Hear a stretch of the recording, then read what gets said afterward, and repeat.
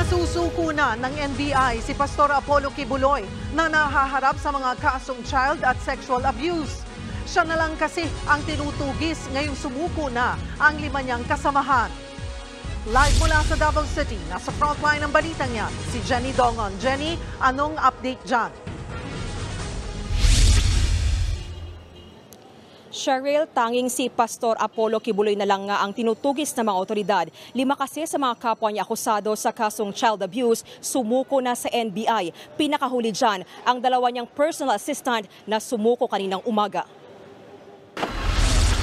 Kusang sumuko sa NBI Davao Region ang 2 sa mga kapwa-akusado ni Kingdom of Jesus Christ founder Pastor Apollo Kibuloy para sa kasong child abuse. Sila sina Jacqueline Roy at Ingrid Canada. Kapwa sila mga personal assistant ni Pastor Kibuloy.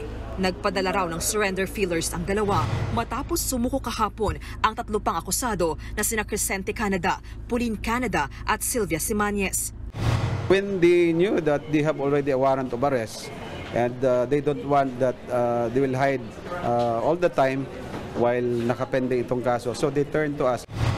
Available ang kasong child abuse kaya agad nagpiyansa ng tig 80,000 pesos sina Roy at Canada matapos sumuko kaninang umaga.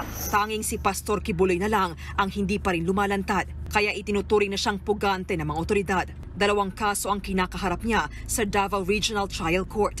Una, kasong child abuse kasama ang 5 sumuko. At pangalawa, sexual abuse na bailable din para sa halagang 200,000 pesos. Nagtungo naman ang NBI at mga pulis sa ilan pang properties ni Kibuloy kanina para isilbi ang 2 warrant of arrest. Pero ni anino ng pastor, hindi nila nakita. Tanging mga abogado lang niya ang humarap sa mga otoridad. Kumpiyansa naman ng NBI na nandito pa sa Davao si Kibuloy. Sinabi rin ng Bureau of Immigration na hindi pa ito nakakalabas ng Pilipinas. Meron tayong mga monitoring na andito pa siya sa Davao. But this warrant of arrest is unexpected. No? Siguro ang paglabas nito kahapon, kami yung first na nakakuha. And alam na rin nila. And we surmise na siguro si Pastor andito pa. Nakikipagnegosasyon na rin ang NBI para kusa na lang sumuko si Kibuloy. Ayon sa korte, dapat personal na pumunta si Pastor Kibuloy sa Regional Trial Court para magpiyansa.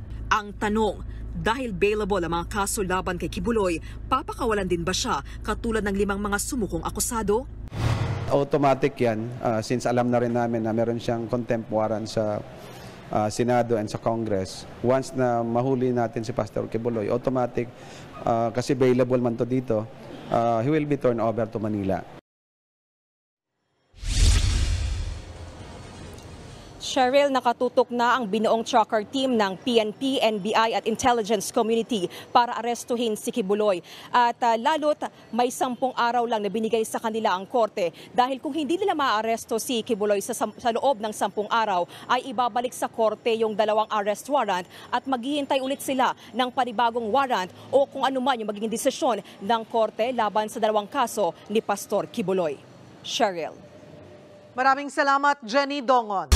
Mga kapatid, Lucy Cruz Valdez po, maging maalam at may pakialam sa mga napapanahong balita sa bansa. Tumutok at mag-subscribe sa News 5 social media pages.